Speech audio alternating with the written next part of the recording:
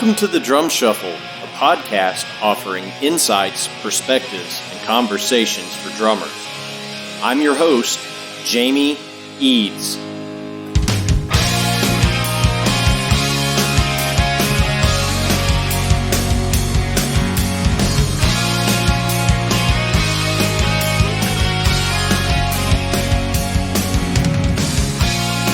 Hey, how's it going out there, everybody? Welcome to the Drum Shuffle. Jamie Eads joining you as I do each and every week.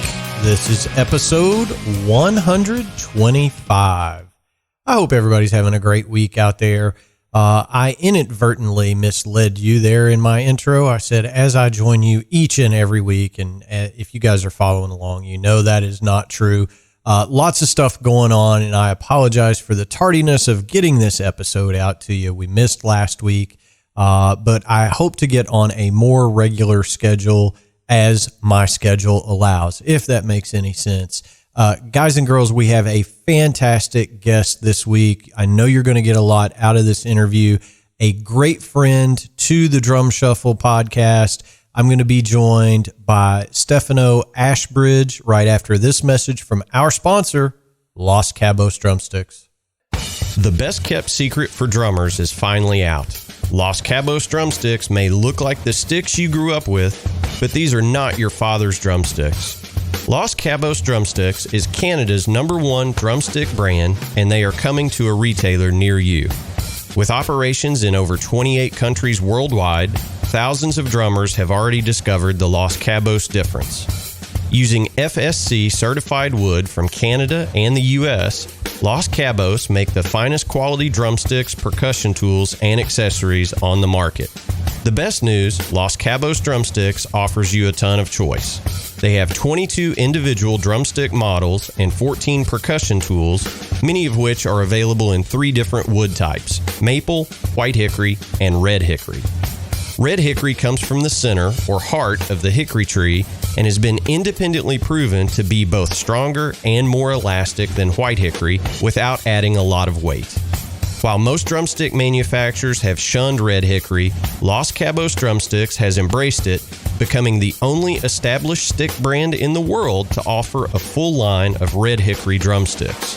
To learn more about Los Cabos Drumsticks, visit them online at loscabosdrumsticks.com, follow them on Facebook, Twitter, or Instagram, and don't forget to ask for Los Cabos Drumsticks at your favorite retailer.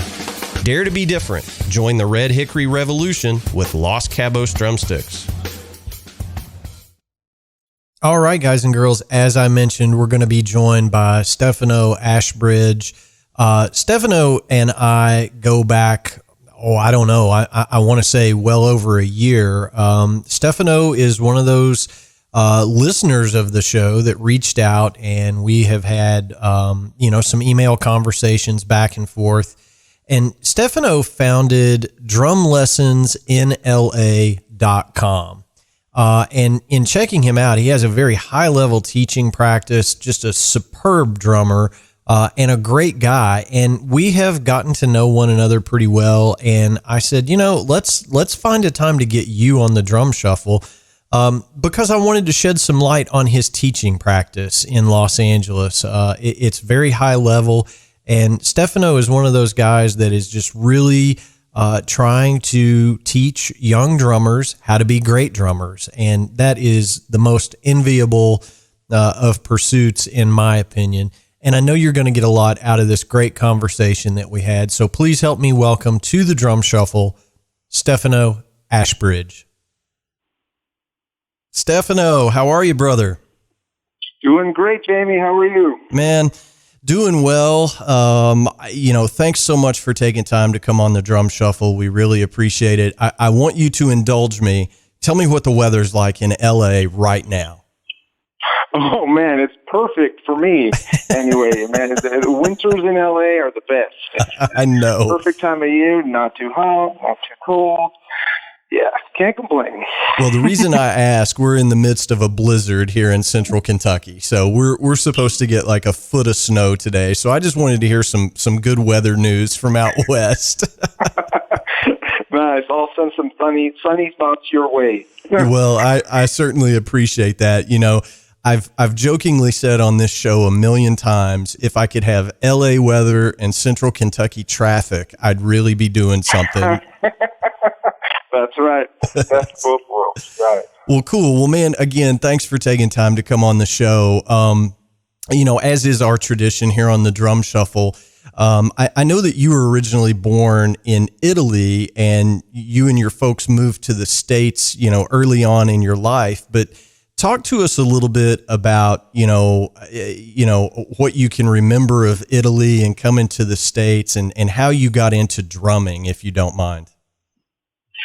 Okay, sure. Well, I'll do my best because I'm getting old and my memory is really hazy. But we moved to the States when I was 7, and we moved around a lot, but we finally settled in a small town just north of Salt Lake City called Ogden, which was a great place to grow up.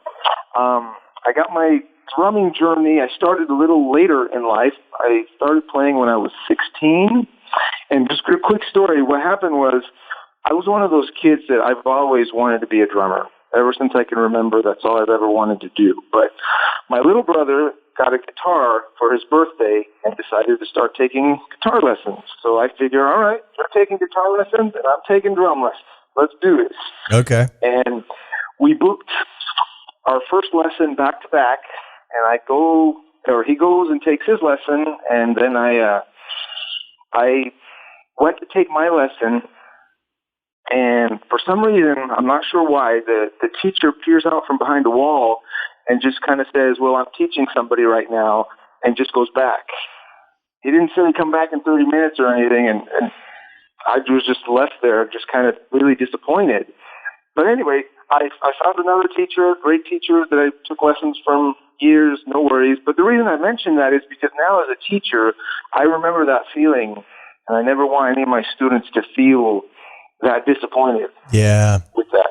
Anyway. Yeah. Well, so you started out then, with formal training. Personally, I begged my mom until I got a drum set and was pretty much self-taught my whole life. So starting out with formal education, I think kind of changes the trajectory for some folks, certainly.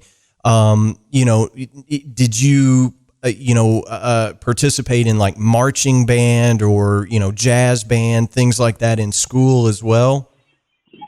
I didn't. The thing, like you mentioned, I had a great teacher. His name is William Lyons. I want to give a shout out to him because he was amazing. And, he taught me the drums, taught me what I needed to know. And I really my goal as a young kid was just to be in a band. And so I practice as much as I could, and I would just play along to my favorite albums all day. So that's what consumed my time. It didn't dawn on me to be in marching band or anything like that. My goals was just, I'm going to start a band. We're going to take over the world. Yeah. As a little kid there, yeah. Yeah. Well, that's the way we all were. Ultimately, the goal is, to be in a group of musicians and perform, right? Isn't that everybody's goal initially? Exactly. Right. Yeah. So growing up in Utah, I've visited Utah a few times, and, growing up there, I don't know what the music scene was like for you. And I think we're pretty close in age, but did you start forming garage bands as a young, high school age guy? And is that what, really got you in the path of chasing music as a vocation? Yeah. Well, like I said, even before I started, I think I always had it in my mind, I want to be a drummer. That's all I ever wanted to do. But yeah, definitely in taking lessons, I remember thinking, I just want to practice and get really good before I get into any bands. And fortunately, what happened was in high school, I was in a drama class, and they needed some sort of performance thing to grade. And so other people kind of recruited me to play drums for this song, for this drama thing. And then they liked it, and so they wanted to start a band. So my thinking was, I'm just going to sit in a room for years and practice and get good. But luckily, they kind of pushed me out and, just your regular high school kids jamming, trying to be in a band. So yeah, I started playing in bands right away, and just either starting some or joining others just locally with kids in the area. Yeah. I mean, I think that's an interesting point. And I want to explore that just a little bit because, I was very much the same way, just kind of playing along to my favorite records. I really wanted to get good, right? Or whatever I perceived as getting good.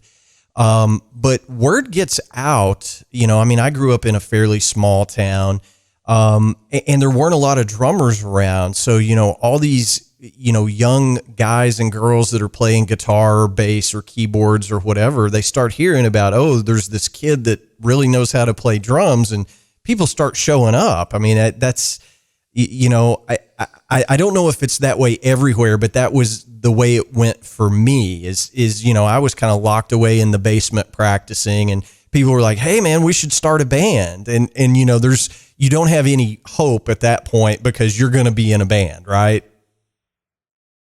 So, well, cool. So, I don't know how long you hung around, in Ogden and the Salt Lake City scene, but I know at some point you made the decision to move to LA. Talk to us a little bit about, making that decision. Sure. Well, yeah, I stuck around for a bit, just kind of grew up there. But at some point, I just wanted, like I said, to be a professional drummer of some sort.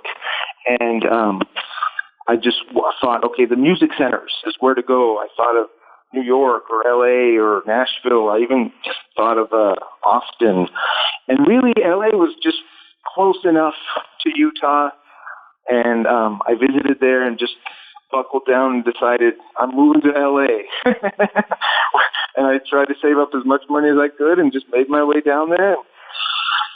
Found a place to live and batched down and, just start playing with as many people as I could. The odd thing was, as soon as I moved to LA and started to audition, the first gig I got was a for-hire gig, meaning the artist wasn't looking for someone to join their band. They're just looking for musicians to play live with. And so it was a paid-for-hire type situation. And my first thought was, I can dig this. It's like I'm getting paid to play the drums and none of the hassles and headaches of fighting with your bandmates. It's okay, I could do this. Yeah. Yeah. And so I kind of went down that route in LA, playing with different artists and different bands and just anyone who needed a drummer, putting myself out there. And, looking back, it was a great time just to get to know the LA scene and play all the clubs.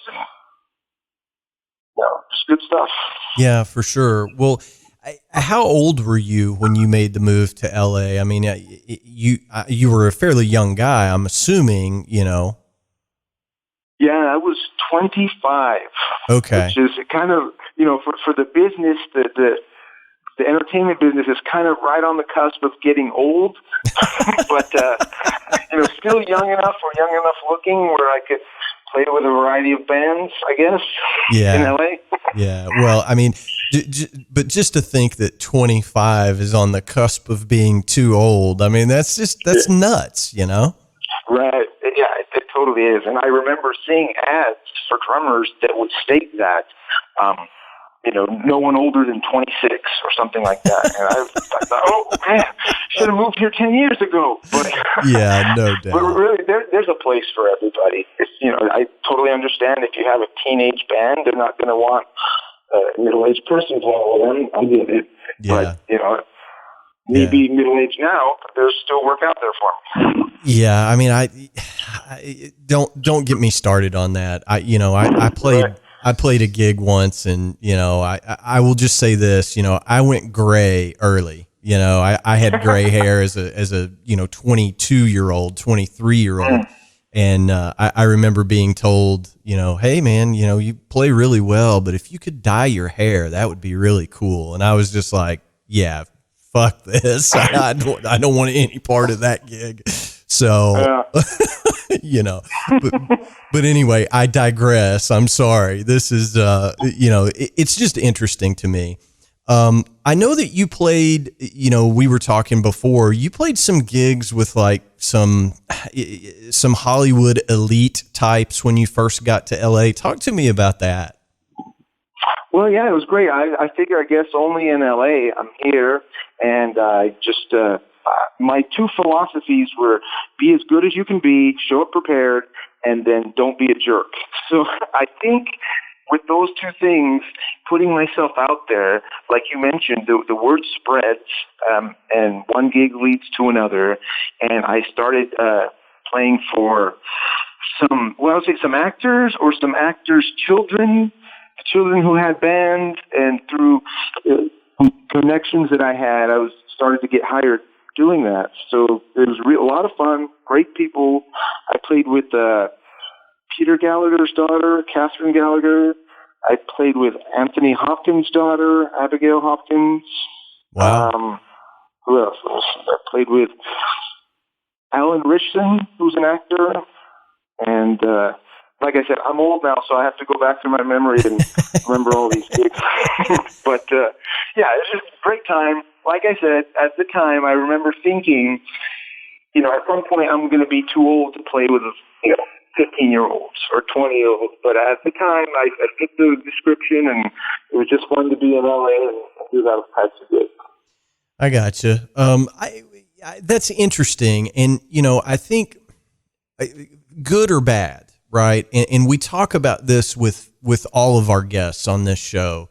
It's like once you have, what I call a name brand gig, it opens up doors for other name brand gigs. I mean, did you find that to be a thing? Definitely. You get the question, who have you played for, or even from non-musicians, have you played with anyone that I would have heard of? Yeah. And it definitely helps. It kind of can get your foot in the door just to have that on your resume, I guess. Yeah. Well, I mean, I think, once you've played with somebody that is recognized and, you didn't blow that gig up, right? It's like there's a level of trust on that next audition. If you go in and say, yeah, I played with Elton John, everybody's like, well, you're good enough, right? I mean, right, exactly. So, well, that's pretty cool, man.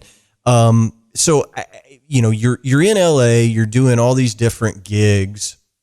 At what point did you decide that you wanted to focus more on education and giving lessons and being a teacher? Was that, did that happen organically over time, or was it, you just decided one day, this is what I really want to do? Well, I remember the year. There was a clear exclamation. It was 2008.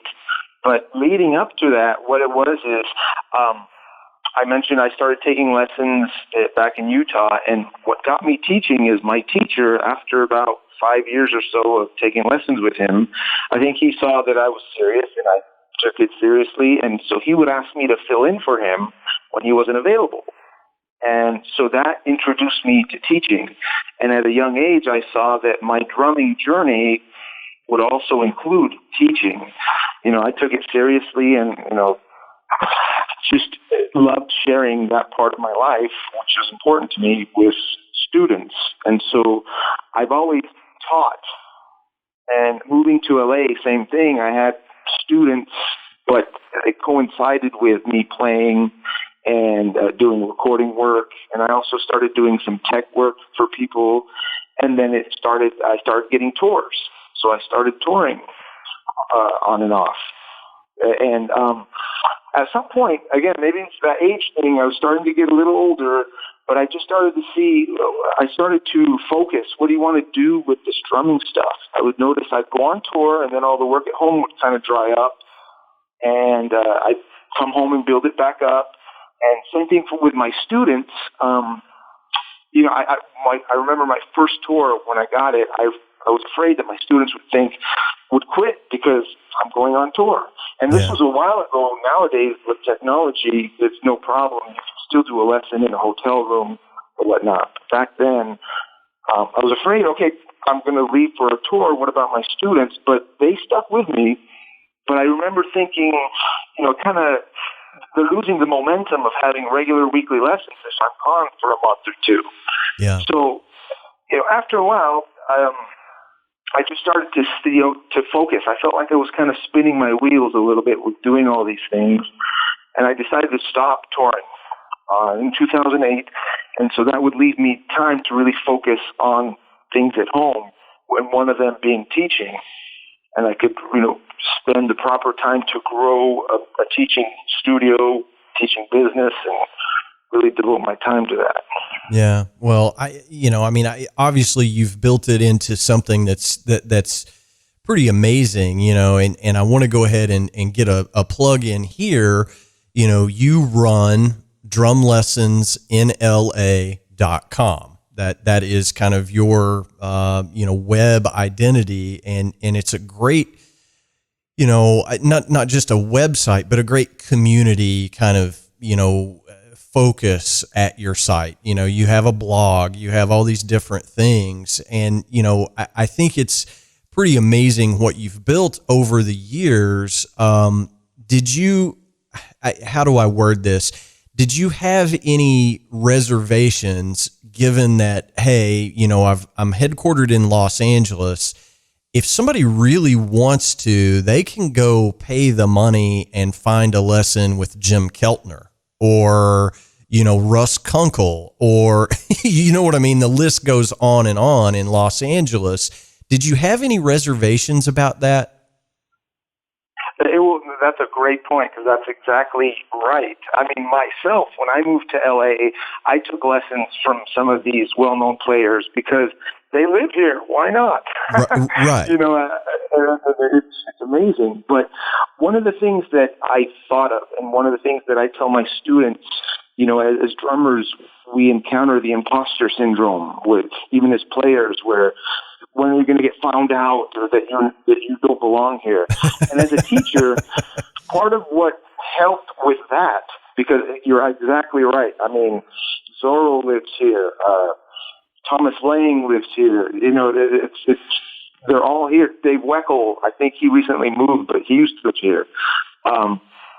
So my thinking was to examine, and what I tell my students is to really be honest with yourself about where your strengths and weaknesses lie, so that that helps with the imposter syndrome. And so I did that with me as a teacher, and having the experience of teaching, and at this point having taught hundreds of drummers and kept in touch with them to see how I've helped them along. It gave me the confidence to say that, okay, I have something to offer, and so do these other teachers, and we're all in the same boat. And I might not have the name, but I have something to offer. I don't know if that makes sense.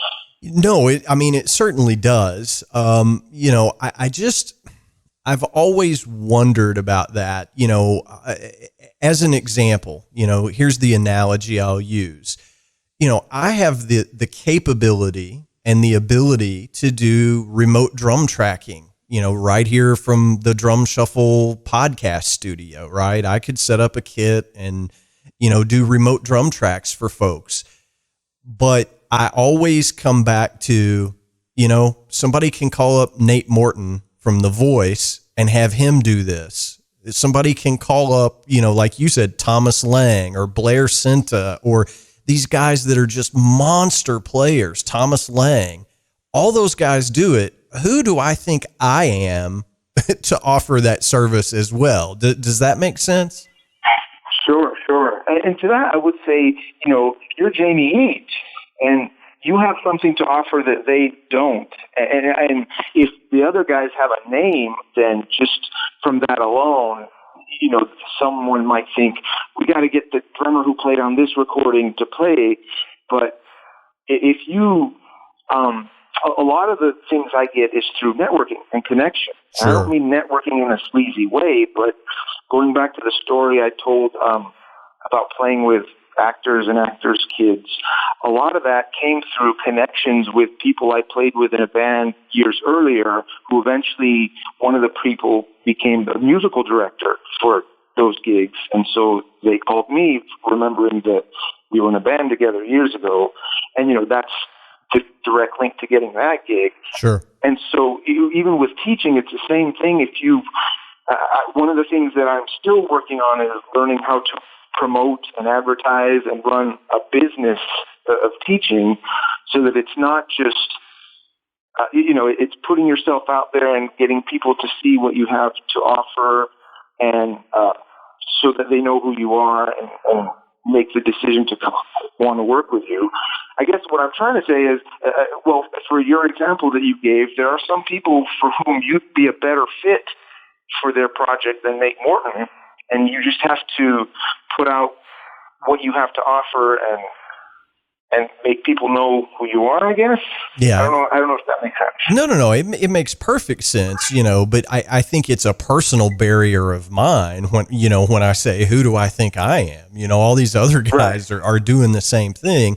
So, I mean, I think there's a confidence aspect in there, and I agree. There's probably something that I could do better than Thomas Lang, I mean, if you want me to do your drum tracks, you're not going to get a lot of chops, but if you want nothing but chops, Thomas Lang is your guy because he's amazing, so, Sure.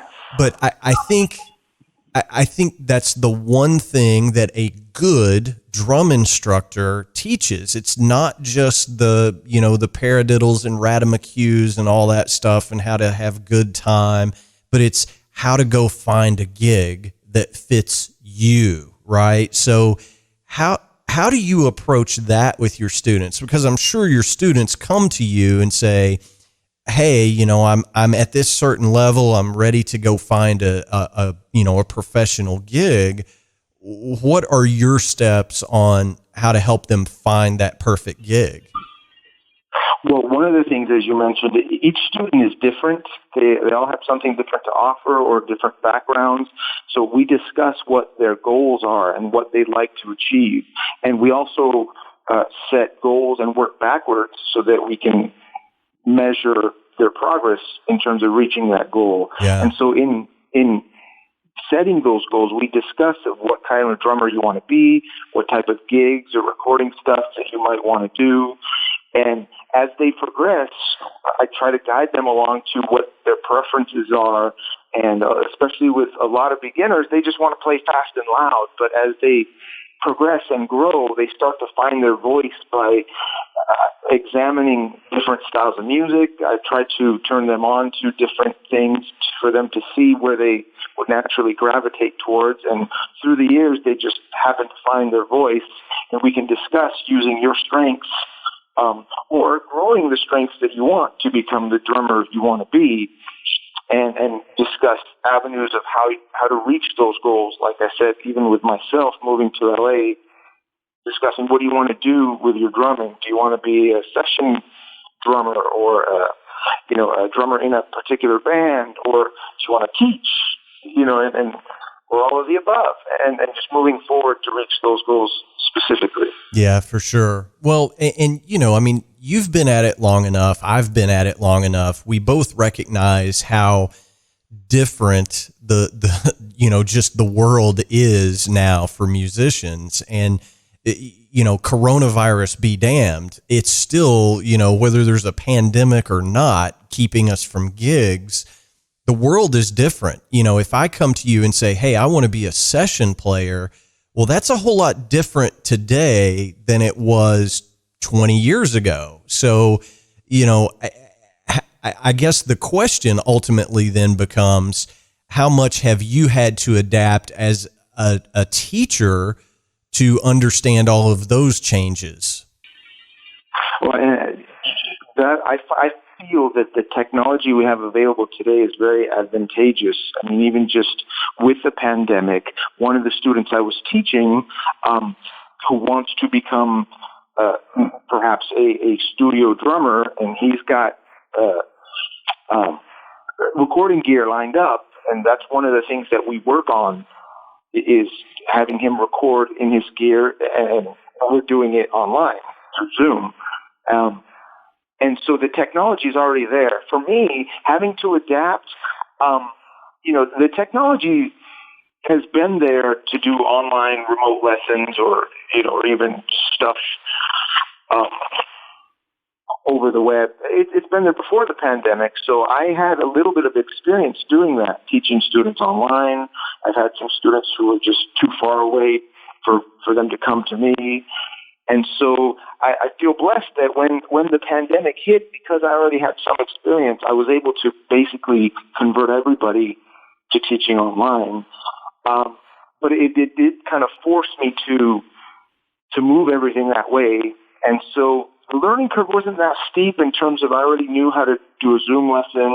I think through it all, I've learned how to maybe upgrade certain things so the sound can be a little better.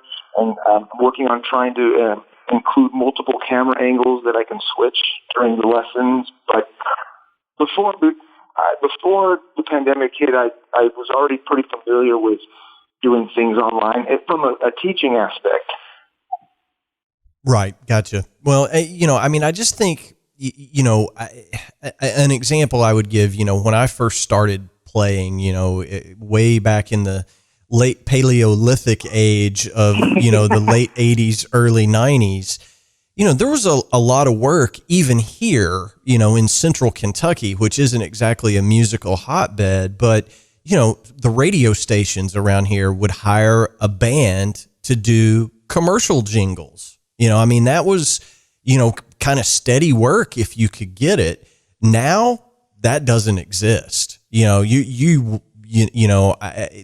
That stuff all comes from a corporate office someplace, royalty free music or whatever. So, I just think things have changed so much. We all have to adapt to remain employed, or employable, I guess would be the proper term. It's just, I know there's a lot of adaptation that has to happen on your end, because when you take on the role of a teacher, not only are you teaching somebody notation and sticking and all of that stuff, but you become a de facto mentor for how to get a job as a musician, right? Right, exactly. So, it's there's just challenges around that, right? Sure, definitely. And going back to what I said earlier, the disappointment I felt and never wanting my students to feel that disappointment, I take what I do seriously in that, like you mentioned, I feel like I'm a mentor or a guide. I'm here to help you move along to reach your goals as a teacher to a student. And so a part of that is not just so that, okay, now you know how to play a paradiddle or play out time. It's what do you want to do with that?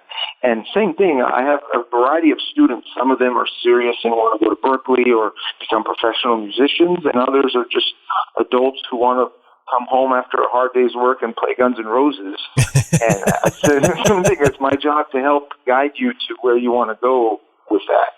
Yeah, for sure, man. Well, and that's cool. And, that's got to be cool for you. I'm certainly not a teacher. That's not what I do. But, I have had folks say, hey, can you give my son or daughter a lesson or two? And my answer is always, I can get them started, but, I'm not, I don't read very well. I'm not going to be able to get them to that next level. But oftentimes it's really just, you have some people that are just like, some of the best lessons I've ever given is, have you heard this record? You know what I mean? Like, if you listen to this record, it's going to connect a lot of dots for you. So how much of that do you get to do, I guess, is what I'm asking. Yeah, I find that that's very important. And again, I go back to my experience with taking lessons, and so much of has shaped me of doing what you just said, either finding this record on my own or somebody else telling me about it or my teacher. So that's all the stuff that's in the forefront of my mind when I teach. It's, okay, if you want to really get your independence together, this is the great tried and true way to do that. But again, thinking, what do you want to do with that? And so if I can turn my students on to this great record or check out this player, I do that regularly with my students. Just for inspiration, but also it can totally lead them down a different path. Absolutely, right? Yeah. Well, I just think back to, all the stuff I didn't know when I was a 13-year-old that got my first drum set. and like it took me years to discover Tony Williams, for example, or Max Roach, or, any of that stuff, because I just wasn't into that music, like when you look beyond I guess the world you live in, and you start understanding all these more amazing things that are out there, and you start weaving that all together, that's when you really start learning the instrument, in my opinion. Sure, yeah, and having that wide range of knowledge of this instrument or just music in general makes you a better player overall. And one of the things that I found as, having my own teacher, putting my trust that my teacher is going to guide me, and him turning me on to these different things, even if, like you, I wasn't that interested in, say, jazz as a young, snotty kid, having that trust in to just listen to your teacher because they know what they're talking about. As I grew, the seed sown about that years later helped me, and even to just be open to learning different styles and stuff like that. So that's something I think about as a teacher also. Yeah, for sure, man. Well, and we kind of glossed this over, kind of at the outset of our conversation, but I didn't ask, but who are some of those seminal influences for you as a drummer? What were you listening to growing up, and who are the guys and girls that really did it for you as drummers? Well, yeah, even before I started playing the drums, my parents had music on all the time. So they had the classic rock and the pop of the day. So even before I started playing the drums, I was aware of Simon and Garfunkel, AC/DC, stuff like that. But eventually growing up as a kid, you start to have your own music. So I remember listening to the 80s metal bands, Queensryche, Metallica, even Aerosmith, all those bands, and that's where I first started from. Those were the drummers that I wanted to be like. Yeah. But because of those seeds planted, I was always open to different styles of music. And so when my teacher would turn me on to different funk and R&B stuff, my mind was open, and they'd go through those songs and start learning. So my palette started to be expanded to not just rock and heavy metal, but R&B and funk and blues, and so it's kind of all over the place. But that's a good thing. Yeah, absolutely, man. Having a good, wide, eclectic, I guess toolbox to pull from helps everybody, and I just, so many, I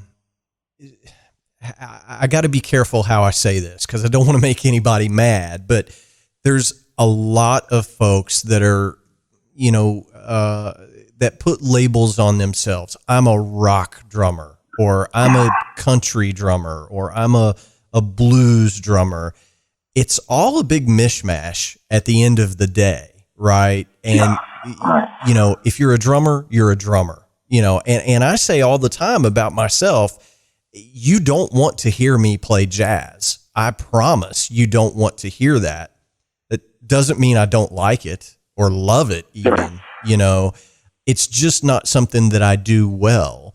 But when we remove those labels, that's when we really grow as musicians. So how do you approach teaching, different genres and different styles to your students? Do you teach everything and encourage people to get out of their comfort zone? I'm sure you do. Mm-hmm. Yeah, well, I kind of try to sneak it in. So if I have a student that only loves, say, heavy metal, like I did when I first started, I want to help them reach their goals. Like I said, they love these bands. Let's learn all about these bands. But one way that I can sneak it in is to show them how these bands were influenced by this other genre that came before, or to just show that, new metal would have never happened unless this other style of music happened, and how, to draw a line from there, and then just kind of try to open their minds up to different genres, different styles, to even just be open about it. And even if at that day a seed is planted and they still don't like that other styles, at least now they're aware of it, and they're aware a little more of the history of their favorite bands came directly from this other band or this other style. And as we continue, I find that they start to become more open, because when they've kind of mastered the genre that they love, or I shouldn't say mastered, but when they can play their favorite song, then we can start to expand from there and talk about, ghost notes and funk music, and, the different styles or the different techniques it takes to play specific styles. But, ultimately, I want to help a student with their dreams and goals. I don't want to impose mine on them, but to open their eyes to see the landscape is very helpful. Yeah, man. And I think that's where the real progress is made in musicians. I recall, talking to the great Donnie Wynn on this show, and of course Donnie played with Robert Palmer for many years, and then he toured with Brooks and Dunn. So I mean that's a pretty wide range. But Donnie said, I would be on tour with Brooks and Dunn, and I'm sitting backstage listening to Pantera. So Right. That's where the real progress is made, is when you get outside of what you do every day, I suppose. True, exactly. Yeah. Especially after you've been playing drums a while, and if you've been in a rock band and you feel like you can play rock pretty well, to also start to feel those same feelings about a different style that you don't play well or are less familiar with, almost kind of like you're starting over, rather than feel like I pretty much got the rock thing down. It can help to keep you growing, and it can help your rock playing. Yeah, for sure, man. I mean, I just think that's such a great point, and so important for the development of any musician, whether it's a drummer, a trumpet player, it doesn't matter. Get out of your comfort zone, and it's only going to help you in your playing. So to switch gears just a little bit, so I know that you have a full slate of students. You're always teaching. You teach pretty much 7 days a week. What do you do outside of your teaching practice? And look, I know we're in the middle of the COVID pandemic and there's no gigs in LA right now. But are you still, doing recording sessions? Are you still going out and playing gigs, or have you really focused in on the teaching thing?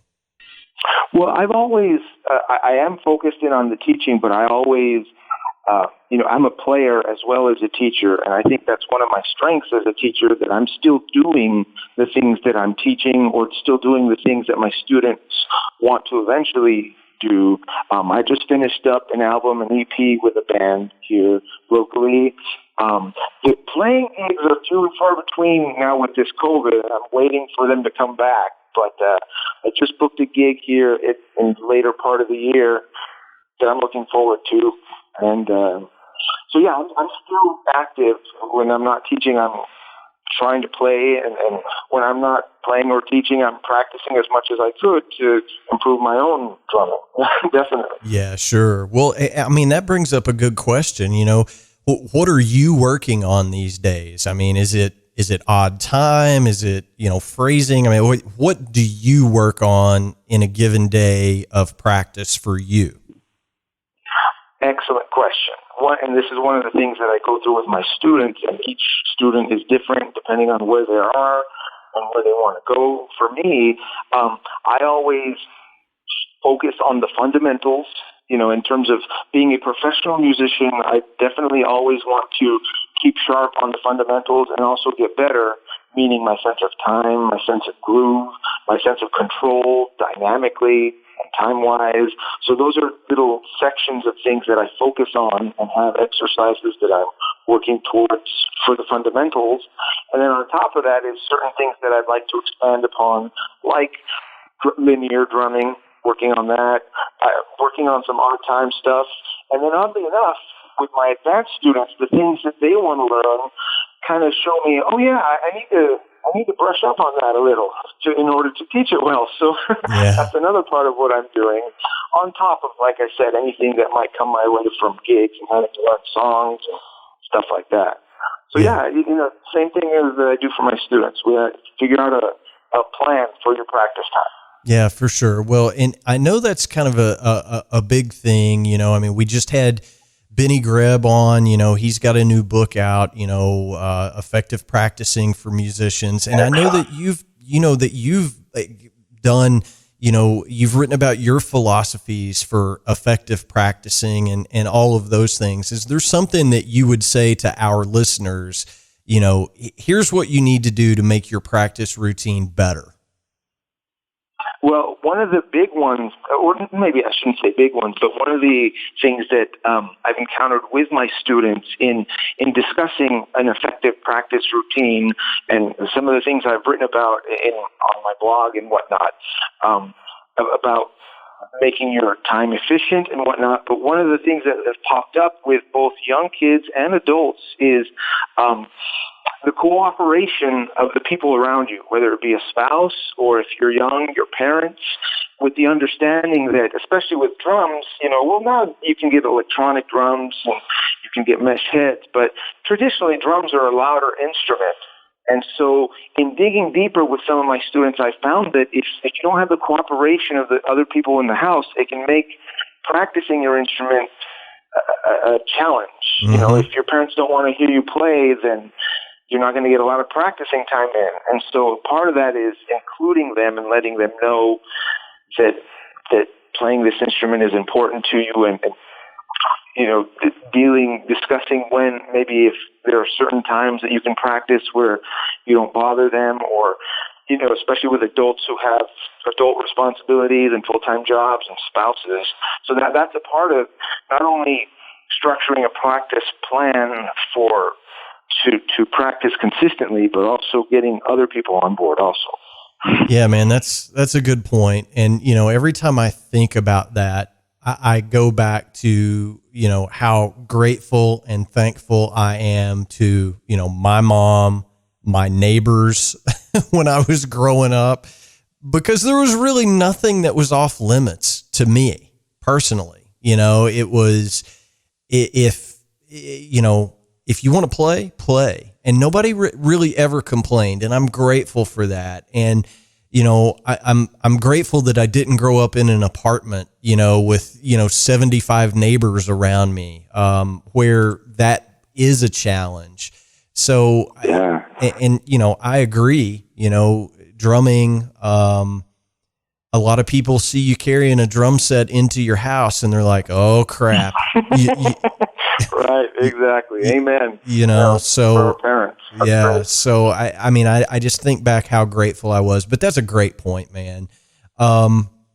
So what are your goals, over the next, put a time limit on it, I suppose, but do you, are you continuing to grow your teaching practice? I know you are, but what are the goals for you over the next year, 2 years, 3 years, things like that?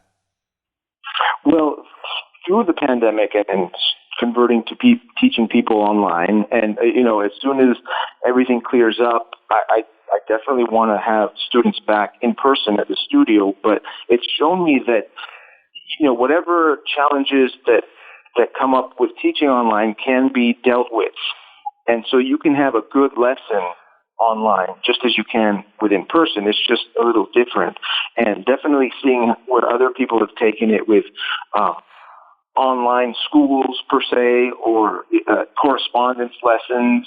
I definitely would like to grow my teaching studio to include those. And I've done group lessons in the past. I'd like to eventually bring some of those back to just grow and scale the teaching studio to that. So that's kind of where I'm headed down a little right now, because at some point, I have to sleep and eat. So, I can't teach, 200 hours in the week.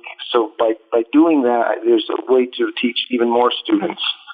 So that's kind of what I'm looking at right now. Yeah. Well, that's very true. We all just have, a finite amount of time, and, How do you want to spend that time? And, here's the other thing, when you're teaching at a level like you are, there has to be, practice time for you and God, just quiet time, right? I mean, how do you balance that? I mean, do you, sculpt out a few hours every week where it's just quiet? I do. And again, this goes back to the conversations I have with my students about finding time to practice. With a full schedule, I try to write down what I do, even down to every hour. What am I doing at 7 or 8 or 9 to see when it would be most effective for me to find practice time, or to even just take the time to grow the business. And when can I practice, when can I learn songs for this gig coming up, or even personal time. I'm married. I recently got married. Well, not recently, a couple of years ago. But so that's important to me, to really try and balance my work schedule and my personal life. So yeah, I do that. And what I find for practicing is I'm just getting up earlier in the day, and I take my practice pad to the bathroom where it's away from people and not going to bother people, and I'm getting my practice in early in the morning.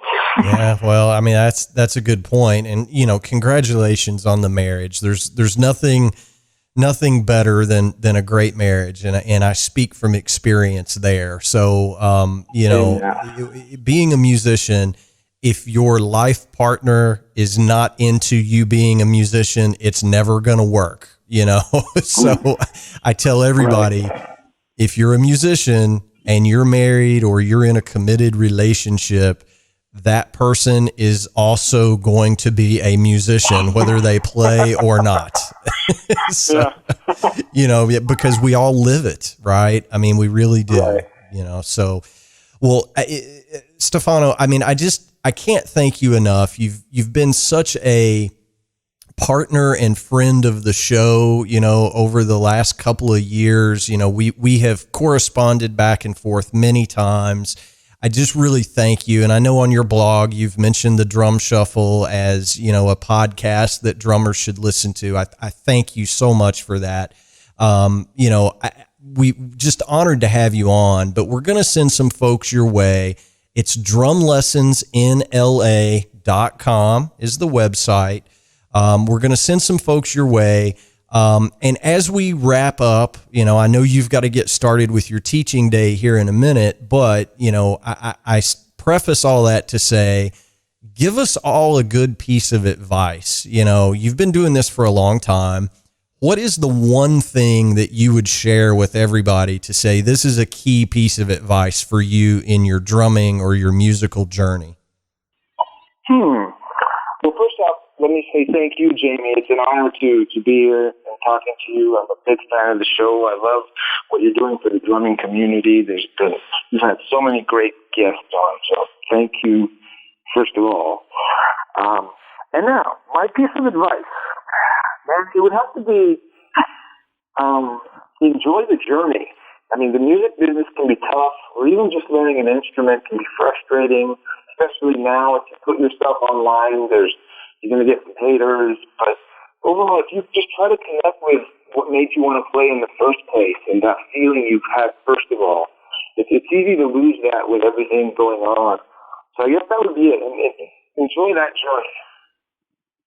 Yeah.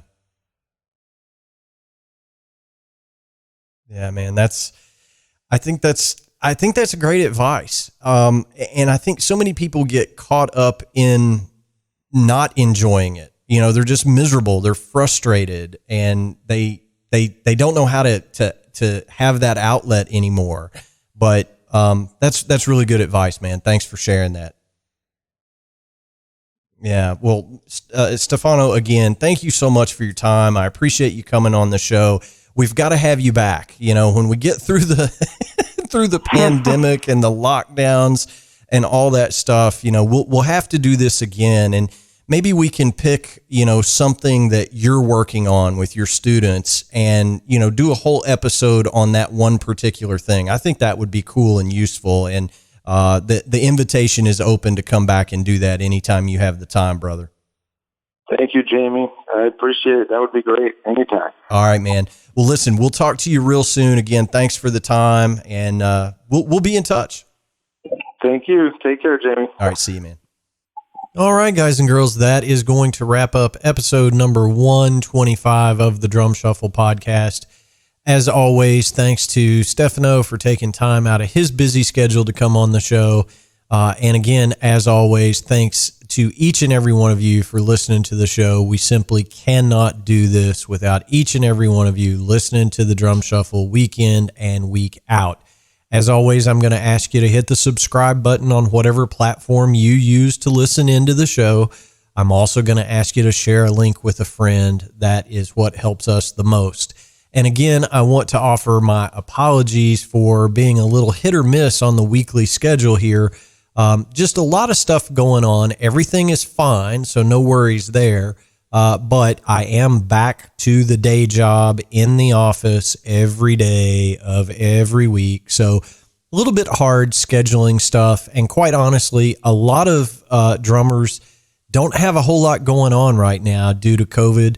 And they want to come on and talk about stuff that they're doing, and the lack of doing sometimes prevents me from having an interview every single week. So please bear with us. We are working through it, and the goal, of course, is to get back on that regular weekly schedule as soon as possible.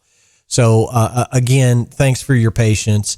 And thank you for listening. I simply don't have the words to thank you guys enough for tuning in. So until next time, may your head stay strong and your sticks never break. Cheers, everybody.